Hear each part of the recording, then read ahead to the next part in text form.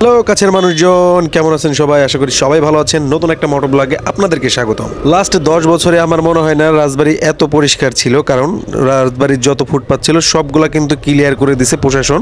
So সেই চিত্রগুলো আপনাদেরকে একটু তুলে ধরার চেষ্টা করতেছি। এই সামনে একবার ভাই, কিন্তু না, অল্পের থেকে বাইচা গেছে, সমস্যা নাই। বেনালা কাকা সাইড দেন, আমি যাইতেছি এখন ফল বাজারের অবস্থা কি এইটাই আপনাদেরকে একটু দেখাইতেছি।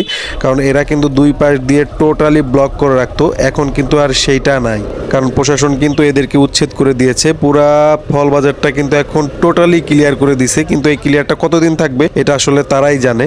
এটা আমার মনে হয় যে প্রতি সপ্তাহে 2-3 দিন এটার মনিটরিং করা উচিত, কারণ এখন আপাতত ঠিকঠাক আছে। 2 দিন পর থেকে কিন্তু এটা আর এইভাবে থাকবে না, কারণ আবার সেই আগের অবস্থায় ফিরে আসবে। আর আপনারা যারা রাজবাড়ী বাসিন্দা তারা কিন্তু আপনারা জানেন যে ফল বাজারে কিন্তু একটা সাইকেল ঢোকার জায়গা রাখে না তারা। সাইকেল রাখার মানে দুই পাশ দিয়ে এত দোকানপাট রাখে যে একটা সাইকেল ঢোকার জায়গা থাকে না। এখন কিন্তু টোটালি ক্লিয়ার আছে। সো এইগুলা একটু আপনাদেরকে দেখালাম মোটর ব্লগিং এ। দেখেন কি অবস্থা, এখন কত সুন্দর, একটু মোটামুটি পরিষ্কার আছে। এখন যাচ্ছিলাম, এখান দিয়ে যাওয়ার পথে দুই ভাই দিয়ে গল্প করতেছে, আমি আমার মতো চালাইতেছি, কিন্তু সামনের লোকজন আমার তো সাইডই দিচ্ছে না। এই অটোওয়ালা ভাই একটু পরে আসেন, সামনে রিক্সাওয়ালা ভাই ঢোকাই দিছে, আমিও যাচ্ছি। কাকা কেমন আছেন? ওকে ঠিক আছে, পরে কথা হবে। তো যাইতেইছি, এখান থেকে চলে গেলাম আপনার 2 দিন আগেই, যেখানে 2 লাখ টাকার একটি অর্থদণ্ড গেছে মিষ্টান্ন ভান্ডারে। সেখানকার কারখানা দিয়ে আমি পাশ কাটে 2টা রিক্সা আর অটো রিক্সা দেখি মারামারি লাগাইছে এখানে। যাক, তাদের মতো তারা যাক, আমার মতো আমি যাই।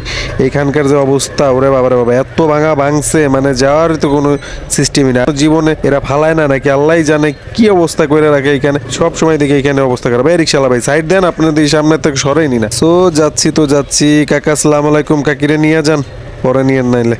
সো যাচ্ছি। এই রিক্সা দিয়ে আমার সামনের থেকেই সরতেছে না, ঘটনা কি ভাই?